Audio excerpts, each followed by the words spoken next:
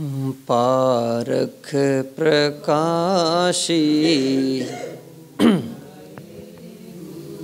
देव आप कबीर हैं, बंदों चरण तिनके भले, जेहि प्रेम सद्गुण तीर हैं। की भावे चाल मन जो, प्रेम दिल साचा रहे, वही बोध वही शोध गही, प्राप्ति होए स्थिति वह, आप ही ने नाश भ्रम मार्ग,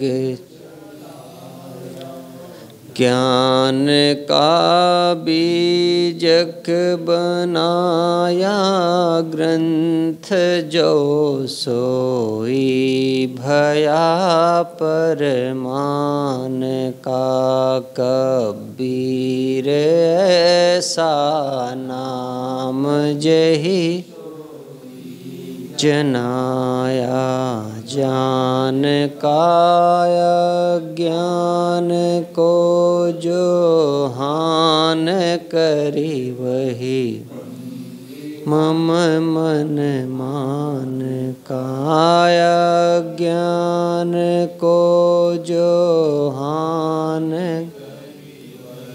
बंदी मम मन मान का।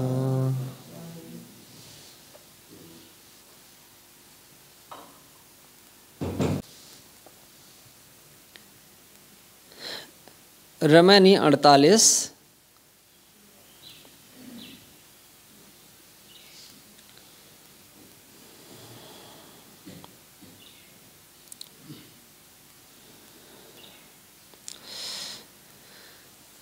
कुछ बातें बीजक में ऐतिहासिक बातें आई हैं, जैसे कबीर साहब का काशी छोड़ करके मगहर जाना। इसको साहब ने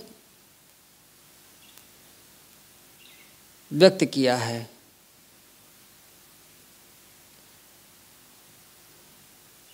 और उन्होंने बताया है कि मैं काशी छोड़ करके मगहर क्यों जा रहा हूँ। ये बीजक में स्पष्ट हुआ है। जब तक उस शब्द को नहीं पढ़ा जाता है, तब तक लोग सिर्फ अटकलें लगाते हैं कि कबीर मगहर क्यों गए काशी छोड़ करके। और वो कहा करते हैं एक पंक्ति कि पूरा जन्म शिवपुरी गमाया, और मरती बार मगहर को जाया। पूरा जीवन तो मैंने शिवपुरी काशी में गंवाया है, और मरती बेला मैं मगहर गया हूँ, ऐसा कहा जाता है पश्चाताप के रूप में। तो अगर कोई बीजक के उस शब्द को पढ़े जिसमें साहब ने बताया है कि तुम ही भोले हो, और उन्होंने बताया है कि मैं काशी छोड़कर मगहर क्यों जा रहा हूँ, वो एक ऐतिहासिक है। ऐतिहासिक मतलब इतिहास से संबंधित, उनके जीवन से संबंधित। ऐसी ही एक ऐतिहासिक इतिहास से संबंधित घटना रमैनी 48 में है। एक कोई जगह है मानिकपुर नाम की, वहाँ पर कबीर रुके हुए हैं और लोगों से बातचीत करते हैं। तो उनको पता चलता है कि कोई एक मुसलमानों में फ़कीर हुए हैं, शेख तकी नाम है उनका। उनकी बड़ी महिमा है जनता में। कबीर साहब ने लोगों से पूछा, भाई ये शेख तकी रहते कहाँ हैं? तो उन्होंने कहा, लोगों ने बताया कि जौनपुर उनका स्थान है, जौनपुर रहते हैं।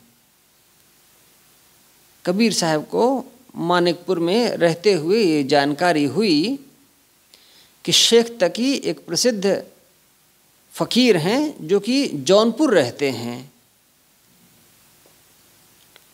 और उन्होंने ये भी सुना कि एक जगह है झूसी, वहाँ पर 21 पीर की कब्रें बनी हुई हैं, और वहाँ जाकर के मुसलमान लोग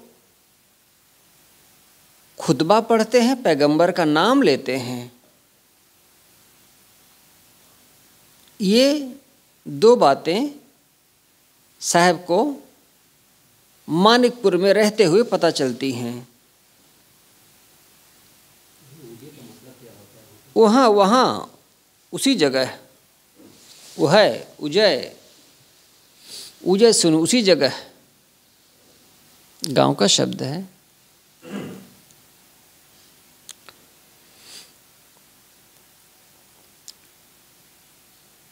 इक्कीस पीरों की कब्र बनी हुई है झूसी में।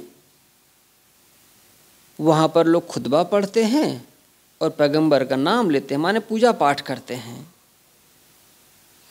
यह सब सुन करके मुझे, कबीर साहब कहते हैं, मुझे रहा ना गया, और वहाँ वो गए हैं झूसी, और उन्होंने देखा, देखे मुकरबा रहा भुलाई। उन्होंने देखा कि यहाँ तो कब्रों में ही लोग भूले हुए हैं।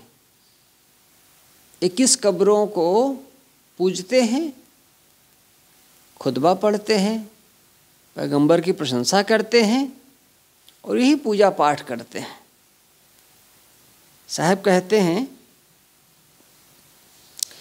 इस्लाम में ये सब तो हराम है, कब्र पूजना उसको ठीक नहीं माना जाता है। ये सारा आडंबर और बाह्याचार इस्लाम में स्वीकृत नहीं है,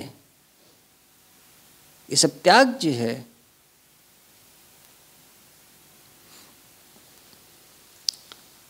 समय के साथ साथ स्थान महत्वपूर्ण भी हो जाते हैं, और एक दिन उनका महत्व खो जाता है। दोनों तरीके से है। जब बुद्ध का ज़माना था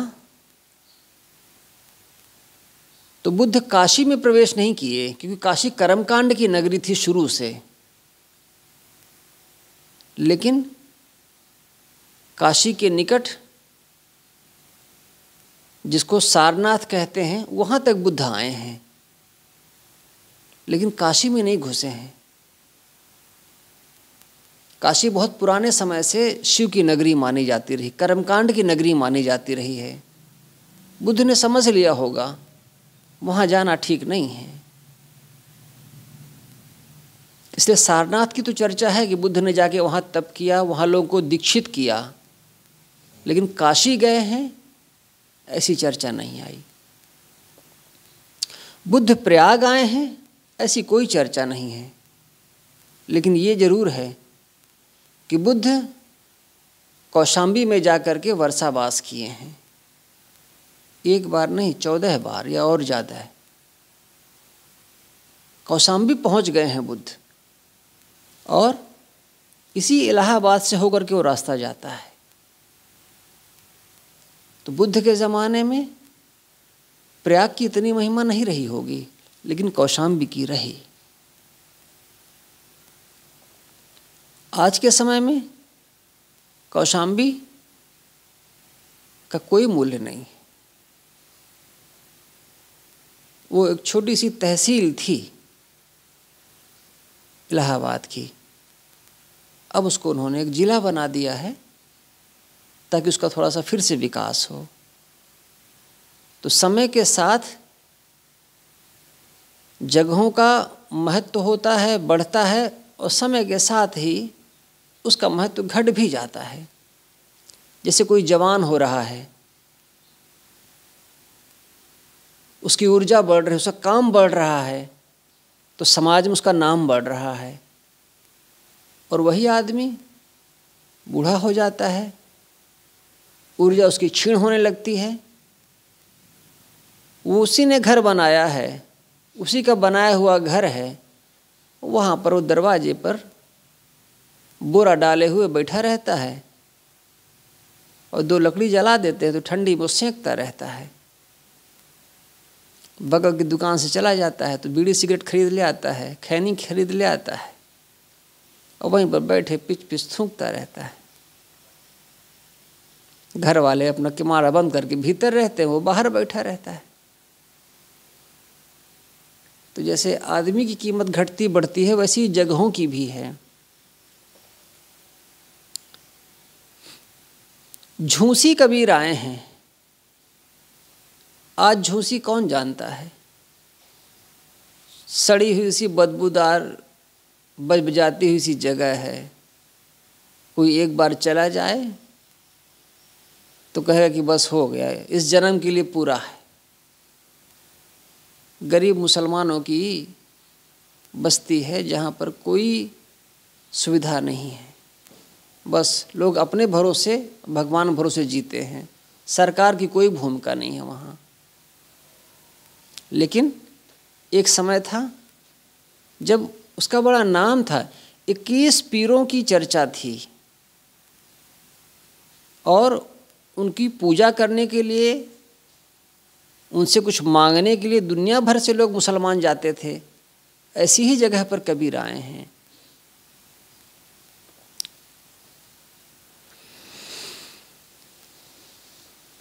ये जो रमैनी 48 है, इसका महत्व इस बात से है कि इसमें कबीर साहब ने अपने जीवन से संबंधित किसी जगह का उल्लेख किया है।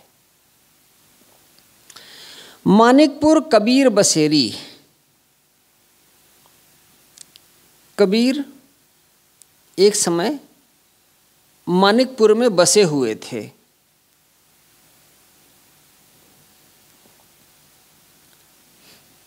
मद्दती, मद्दती प्रशंसा, महिमा सुनी। वहाँ मैंने बड़ी महिमा सुनी। शेख तकी केरी, शेख तकी की मैंने वहाँ पर महिमा सुनी, उनकी प्रशंसा सुनी।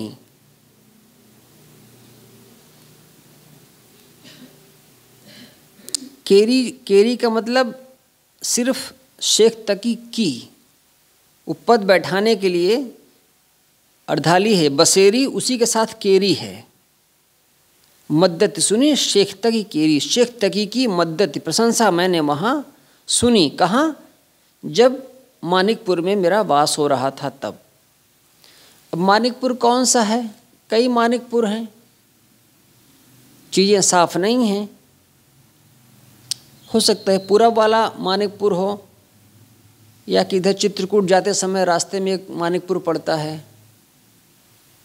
हो सकता है चित्रकूट गए रहे हों, लौटते समय मानिकपुर रुक लिए हों और वहीं से उन्होंने सुना हो कहीं झूसी वगैरह के बारे में, या कि जो पूरब में है मानिकपुर एक जगह, वहाँ के रहे हों। किसी भी जगह हो सकते हैं, लेकिन यह है कि निकट ही है। जौनपुर वगैरह के निकट हो सकता है, तो उसी की संभावना होगी जो पूरब की तरफ जो मानिकपुर है।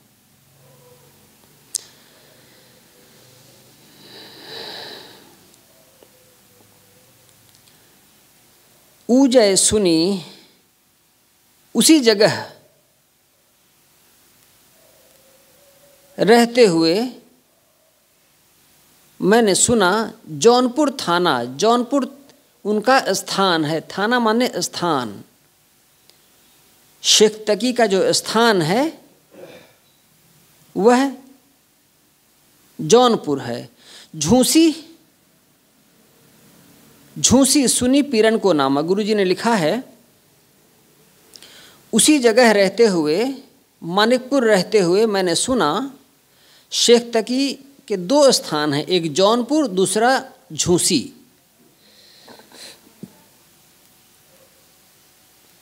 और झूसी के बारे में क्या सुना? झूसी सुनी पीरन को नामा।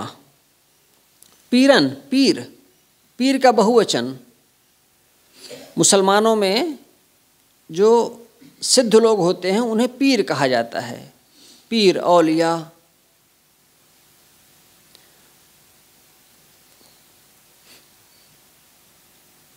तो बहुत से पीर, उनकी कब्रें बनी हुई हैं झूसी में। कितनी कब्रें हैं? 21 पीर लिखे ते ही ठामा। ठामा माने ठाव, स्थान। उस स्थान में, झूसी में 21 पीरों के नाम लिखे हुए हैं, दीवार पर खुदे हुए हैं। उस समय 21 थे, 600 बरस पहले। अब अगर वो जगह होगी तो वहाँ पर और भी लोगों के नाम जुड़ गए होंगे। उस समय 21 पीर की चर्चा है। खत्मा पढ़ें पैगंबर नामा। खत्मा ये देहात से शब्द उठा लिया है, सही शब्द है खुतबा। खुतबा पढ़ना। खुतबा का अर्थ होता है जो मस्जिद का जो इमाम है, जो मस्जिद का मुखिया है, वो फ्राइडे के रोज़, शुक्रवार के रोज़ बादशाह का नाम लेकर के जनता को कुछ संदेश दिया करता है। नमाज पढ़ने के बाद उसको खुतबा कहा जाता है। उसमें एक तरीके की आज्ञा होती है। राजा ने क्या कहा जनता के हित के लिए, वो सब खुतबा में आता है। खुतबा सब कोई नहीं पढ़ता है। जो वहाँ का मुख्य अधिकारी है वो नमाज के बाद जब लोग इकट्ठे होते हैं वहाँ पर, तब वो राजनीति की बातें, व्यवस्था के बारे में बातें बताता है लोगों को कि बादशाह का ऐसा आदेश आया है जनता के लिए, रियाया के लिए। उसको कहते हैं खुतबा। सिर्फ नमाज को खुतबा नहीं कहते हैं। नमाज के बाद जब नमाज पूरी हो जाती 2 मिनट में, तब वो आदेश पढ़ा करते हैं, बताया करते हैं। मौलवी लोग इसीलिए महत्वपूर्ण होते हैं, उसी को कहते हैं खुतबा। वो बताएंगे कौन बादशाह है, उसकी क्या आज्ञा है, जनता के लिए क्या आदेश है, ये सब में खुतबा में आता है। तो खुतबा पढ़ें, आज्ञा, राजाज्ञा पढ़ी जाती है वहाँ। और पैगंबर नामा, पैगंबरों की चर्चा होती है, माने धार्मिक चर्चा होती है और राजनीतिक चर्चा होती है। ये दोनों जो है झूसी में होती हैं, जहाँ पर 21 पीरों की कब्रें बनी हुई हैं। चौथी पंक्ति साहब कहते हैं, सुनी बोल मुँह रहा न जाई। जब मैंने ये ऐसा कुछ सुना कि 21 पीरों के इर्द गिर्द इन्होंने इतना बवाल खड़ा कर लिया है, वहाँ पर वो इकट्ठा होते हैं, नमाज पढ़ते हैं, चर्चा करते हैं, पैगंबर का नाम लेते हैं, पैगंबरों की प्रशंसा करते हैं, तो सुनी बोल मुँह रहा न जाई। ये सब जब मैंने सुना, लोगों द्वारा बोला जाना, तो मुझे रहा नहीं गया, मुझसे सहन नहीं हुआ। और मैं वहाँ गया, देखा, देखी मुकरबा रहा भुलाई। वहाँ गया, देखा, मुकरबा माने मकबरा, मुकरबा माने कब्र। मैंने देखा कि लोग कब्रों के चारों तरफ बैठते हैं, उसी को पूजते हैं, और कब्रों को पूज करके ही बस उसी में भूले हुए हैं।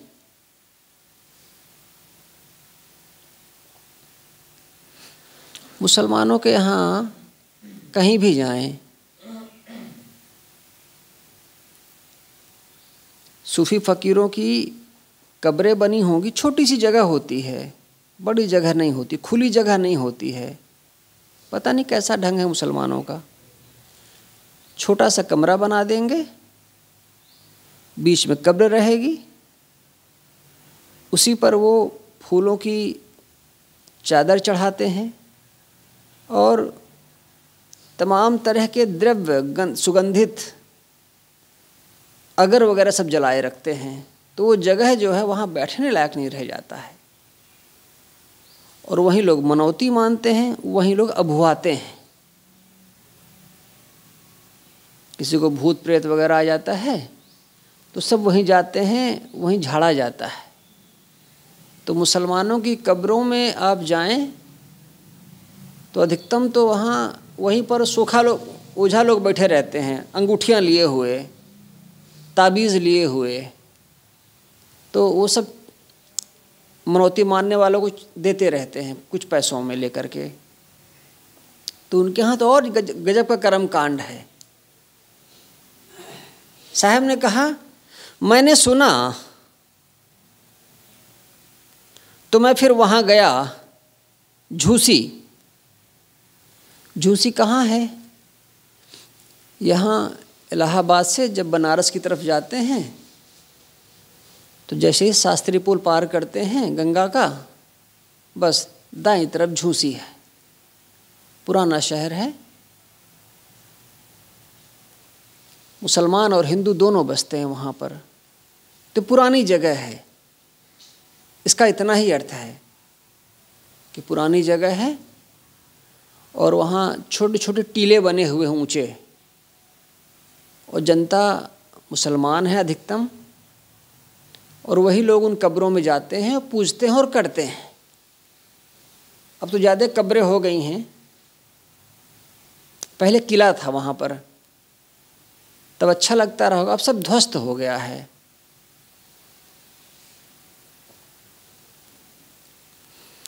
साहब ने कहा,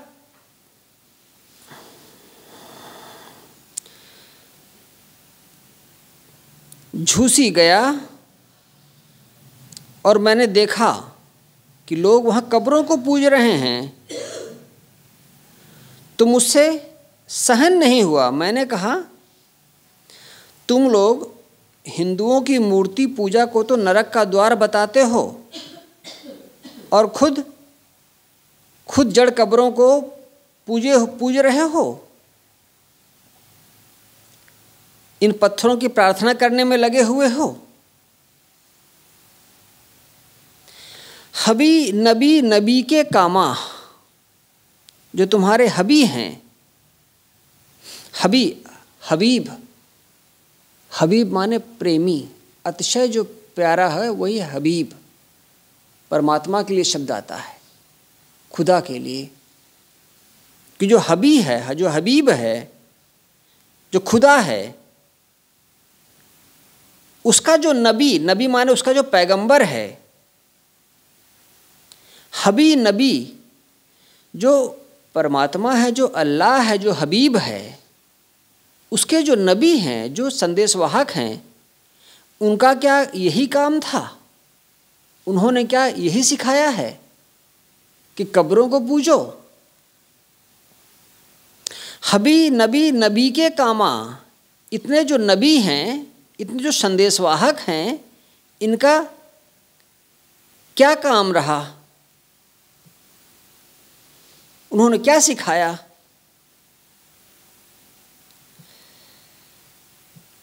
जहाँ लो अमल सो सबे हरामा, अमल,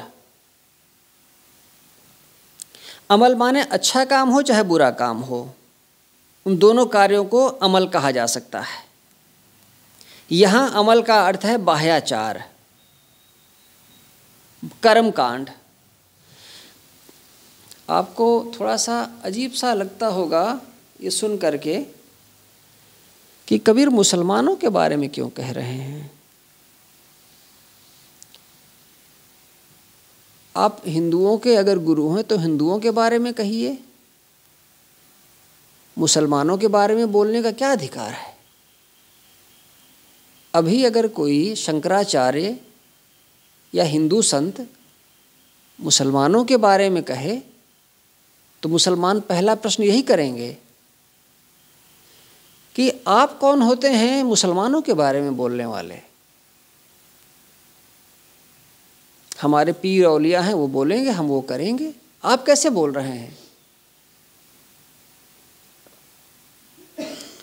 जब सरकार भी कुछ मुसलमानों के बारे में बोलती है तो मुसलमान स्वीकार नहीं करते।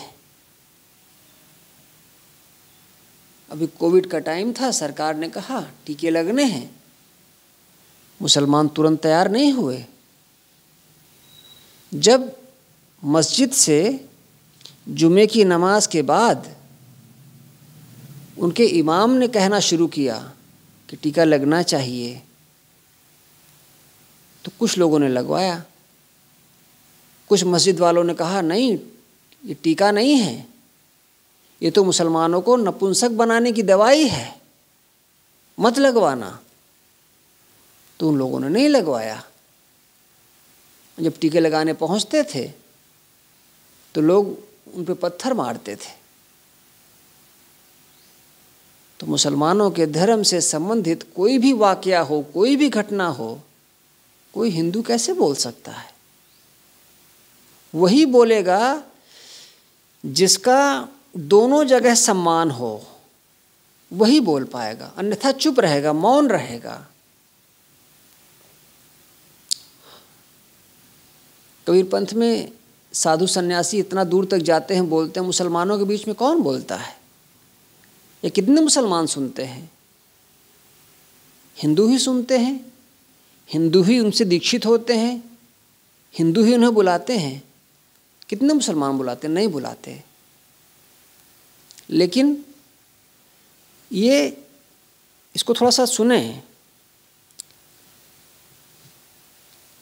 हिंदू और मुसलमान का भेदभाव उस समय इतना गहरा नहीं था 600 साल पहले, जितना भेदभाव आज गहरा हो गया है।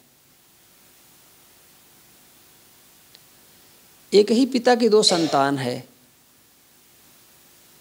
एक ही बाप के 2 बच्चे हैं, वो दोनों अपना अपना मकान बना लिए, अलग अलग हो गए।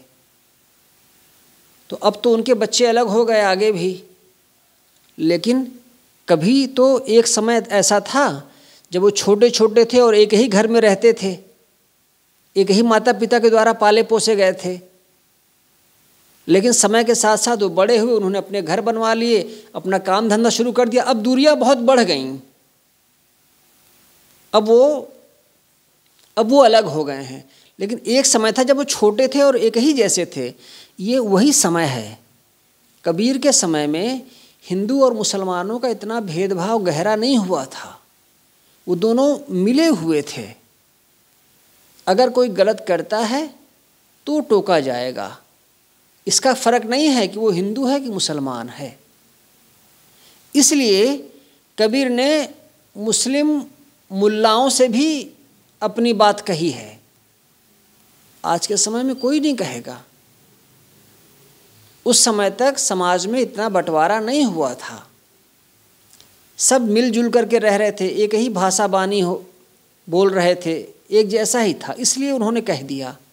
आज के समय में नहीं कहेंगे, तुम्हें जो करना हो करो। मुसलमान कहेंगे आपके हिंदुओं के यहाँ भी तो मंदिरों में क्या क्या हो रहा है, आप उन्हीं को रोको, हमें क्यों रोकते हो। लेकिन तब वो जो समय था तो कबीर एक बुजुर्ग जैसे थे, वो हिंदुओं में भी उतने ही सम्मानित थे जितना कि मुसलमानों में थे।